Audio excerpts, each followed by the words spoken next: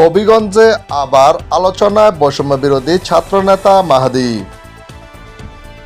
হবিগঞ্জে load shedding ও নিত্য প্রয়োজনীয় দাম বৃদ্ধির প্রতিবাদে কর্মসূচি প্রস্তুতি নেওয়ার সময় আবারও আলোচনায় বৈষম্য বিরোধী ছাত্র আন্দোলনের নেতা মাহাদি হাসান। সোমবার বিকেলে শহরের কোট মসজিদ এলাকা থেকে জেলা বৈষম্য বিরোধী ছাত্র আন্দোলনের সদস্য সচিব মাহাদি হাসান সহ 3 জনকে আটক করে পুলিশ। এতে সেখানে তৈরি হয় উত্তেজনা। পুলিশ জানায়, বিশৃঙ্খলা ও আইনশৃঙ্খলা অবনতি এড়াতে নিরাপত্তার স্বার্থে তাদেরকে আটক করা হয়।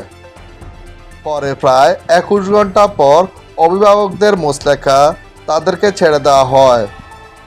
ঘটনাটি নিয়ে পুরো হবিগঞ্জ জুড়ে চলছে ব্যাপক চর্চা। আমাকে হাত দিচ্ছেন কেন আপনি? আমি টাকা দিচ্ছেন কেন? আপনি কে হাত দিচ্ছেন কেন? আপনি কে হাত দিচ্ছেন কেন? আরে আজব! আপনি আমাকে হাত দিচ্ছেন কেন? আরে ভাই, আমার গণতান্ত্রিক অধিকার নাই। সাংবিধানিক অধিকার আছে ভাই। আরে ভাই, কাটছেন কেন? কাটছেন নাকি? আপনি লোভের কাজ করছেন। আপনি আইনের বিরোধী কাজ করছেন। আমার সাংবিধানিক অনুষ্ঠানে আমি কাজ করছি। আপনি কাজ করছেন কেন?